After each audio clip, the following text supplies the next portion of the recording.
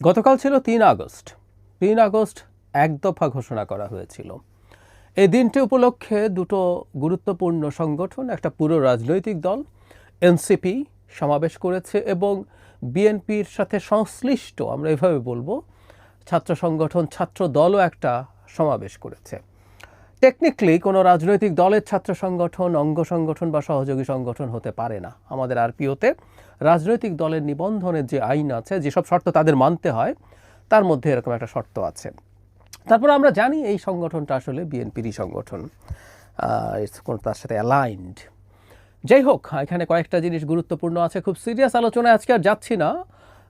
দুটো সমাবেশ থেকে বেশ কিছু ব্যাপার এসছে এবং বরং একটু এনসিপির সমাবেশটাকে নিয়ে একটু বেশি ফোকাস করতে চাই। নতুন দল হিসাবে তাদেরকে নিয়ে একটা হাইপ আমাদের চারপাশে তৈরির চেষ্টা আছে, মিডিয়া আছে, সরকারের দিক থেকেও বিভিন্ন ক্ষেত্রে তাদেরকে যে ধরনের গুরুত্ব দেওয়া হয়, তাতে তাদের এক ধরনের গুরুত্ব সোসাইটিতে তৈরি হয়েছে। আবার এটাও আমরা মেনে নেব, এই সংগঠনেই আছে খুব গুরুত্বপূর্ণ কিছু মুখ যারা আমাদের এই গণ অভ্যুত্থানের সময় সামনের সারিতে ছিলেন। বিশেষ করে এই সংগঠনের যিনি আহ্বায়ক জনাব নাহিদ ইসলাম, আমি তাকে আমাদের এই অভ্যুত্থানের পোস্টার বয় হিসাবে বলি সব সময়, তিনি আছেন। সো এটা এভাবে কিছুটা গুরুত্ব তো পাই।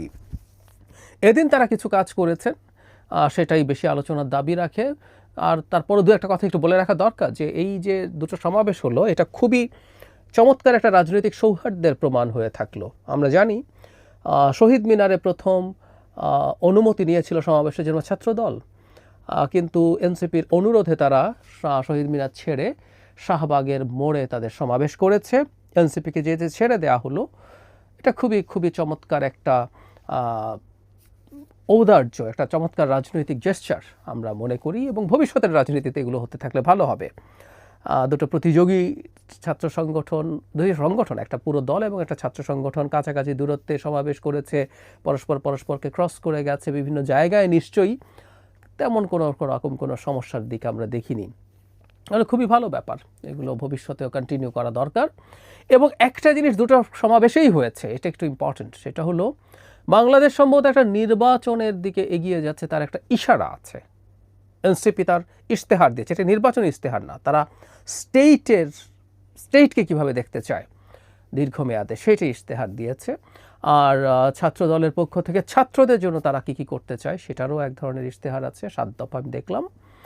এবং জনাব তারেক রহমান এই সমাবেশে একটা ভাষণ দিয়েছেন, সেখানেও খুবই চমৎকার একটা ভাষণ, এবং সেখানেও তার সরকার আসলে কি করবেন কিছু তথ্য এখানে উনি দিয়েছেন, শব্দ দেননি। তাহলে যেটা দাঁড়ালো, যে কথাটা বলতে চাইছি, এগুলো দেওয়ার মাধ্যমে আমরা সম্ভবত একটা জিনিস বুঝতে পারছি যে বাংলাদেশ এক ধরনের নির্বাচনী রাজনীতির দিকে আস্তে আস্তে ঢুকে পড়ছে, নির্বাচনের দিকে ঢুকে পড়ছে। যাই হোক, এনসিপির সমাবেশ নিয়ে কতগুলো প্রশ্ন উঠেছিল, সেগুলো প্রথমে একটু অ্যাড্রেস করি। সেটা হলো, সমাবেশটার কি লোক সমাগম কেমন হলো? মানে এই লোক সমাগম নিয়েও প্রচুর ডিবেট আমরা সোশ্যাল মিডিয়াতে করছি, যে লোক সমাগম দেখতে হবে কেন, আর এনসিপি একটা নতুন দল, তার লোক সমাগম নিয়ে মাথা ব্যথা কেন? একটা আস্ত রাজনৈতিক দলের লোক সমাগম, সাথে বিএনপির সরাসরি সংগঠনও না, অঙ্গ সংগঠনও না, এমন একটা সংগঠনের সাথে তুলনা করে আমরা আসলে কি অর্জন করতে চাই, এই প্রশ্নগুলো অনেকে করছেন। আমরা যদি দেখি তাহলে বিএনপির সমাবেশে, মানে ছাত্র দলের সমাবেশে প্রচুর লোকজন হয়েছে, আর এনসিপির সমাবেশে মোটামুটি মানে খুব কয়েক হাজার মানুষ হবে, এই সংখ্যাটা 3-4-5 হাজার আমি নিশ্চিত নই। শহীদ মিনার ওই জায়গাটায় অনেক মানুষের সংকুলান হয় তা না, এটা এমন না যে তার দিকে অনেক ছড়িয়ে পড়েছে। যদিও শুরুতে খুবই খারাপ অবস্থাও ছিল, একটা সময় মনে হচ্ছিল খুব বেশি লোকজন আসবে না। এখন এটা দুটো দিক আছে, মানে সংখ্যাকে কি প্রাধান্য দেওয়া উচিত, বা এনসিপির কি উচিত এই ব্যাপারে মাথা ঘামানো? এটা ফ্যাক্ট, একটা নতুন সংগঠন যেটার বয়স মাত্র কয়েক মাস, সেটা এখনই অনেক শক্তি সঞ্চয় করে ফেলবে, সেটা বলা ঠিক না। এটা হওয়ার কথা না। বাংলাদেশের যে রাজনৈতিক ধরন, প্রেক্ষাপট আছে, এটার জন্য খুবই কম সময় এটা। কিন্তু আমরা এনসিপিকে দেখেছি, তারা অনেক বড় জনসমর্থন হোল্ড করেন, এই ধরনের একটা পারসেপশন দিতে চেষ্টা করেছেন, অনেক সময় দিতে চেষ্টা করেছেন। বিশেষ করে তরুণ প্রজন্মের মধ্যে তাদের প্রচুর অ্যাকসেপ্টেন্স আছে, প্রচুর অংশগ্রহণ আছে তরুণ প্রজন্মের দিক থেকে।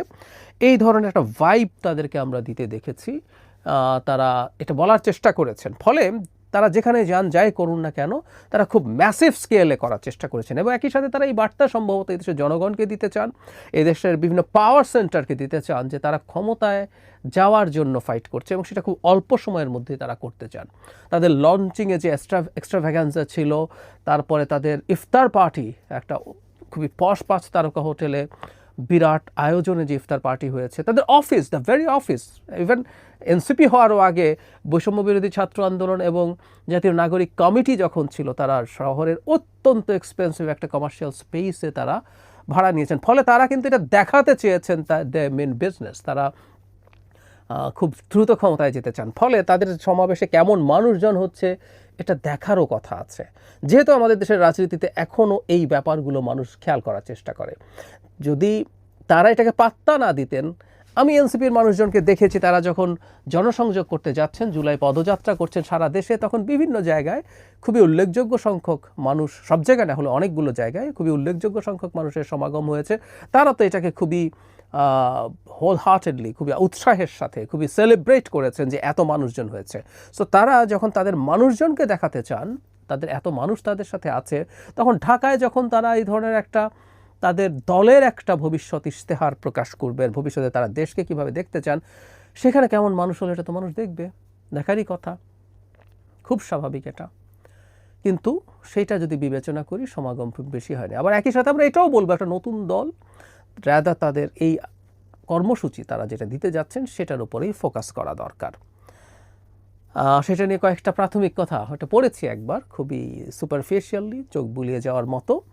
ওটা আমি বিস্তারিত পড়ব, মন দিয়ে পড়েছি, বিস্তারিত মন দিয়ে পড়ব, কিছু জিনিস টুকবো, সেগুলো নিয়ে বিস্তারিত আলোচনা করব।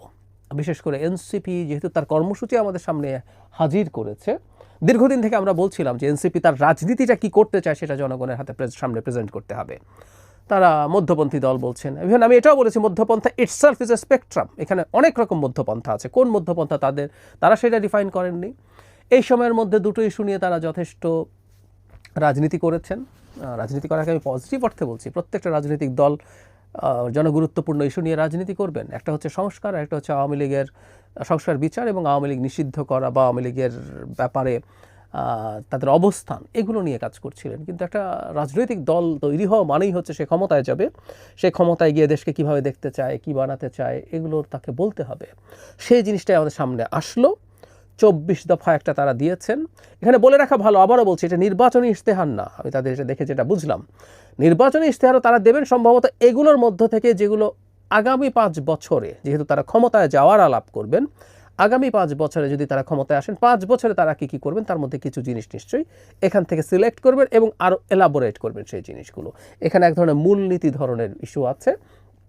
প্রাথমিকভাবে কারো কাছে বাংলাদেশের প্রেক্ষাপটে উচ্চাকাঙ্ক্ষী মনে হতে পারে, কিন্তু আবার আমরা যদি এভাবে চিন্তা করি, এটা তো তারা দীর্ঘমেয়াদের একটা স্বপ্নের কথা বলছেন, তাই এটাকে আবার সেটার মনে নাও হতে পারে এবং বেশ গুরুত্বপূর্ণ কথা আছে, ভালো কথা আছে।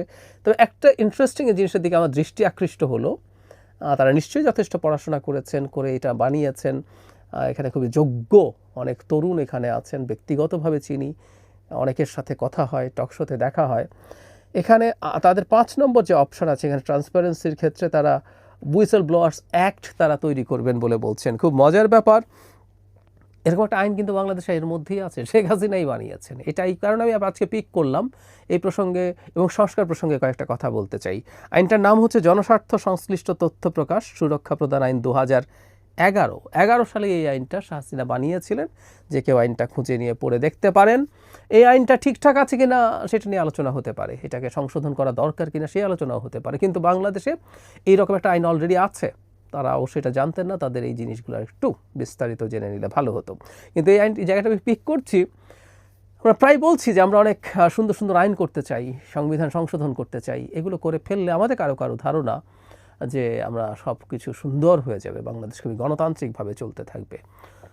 2011 সাল থেকে বাংলাদেশে এরকম একটা আইন আছে, মানে আমাদের হুইসেল ব্লোয়ারদেরকে প্রোটেকশন দেওয়ার জন্য আইন। সেটা দিয়ে কি আমাদের অনেক কিছু অর্জন হয়েছে? এই আইনটা আদৌ আছে, কয়জন জানি আমরা, কয়জন জানতাম? আমি আমার একটা লেখার জন্য খুঁজতে গিয়ে 4 বছর আগে সম্ভবত এই আইনটা খুঁজে পাই।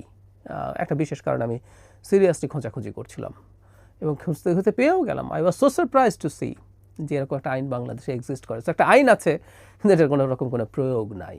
আইন করে দিলেই হয়ে যাবে এটা বলা যায় না। আমি প্রায় আরেকটা আইনের কথা বলি, সেটা আজও একটু বলে রাখি।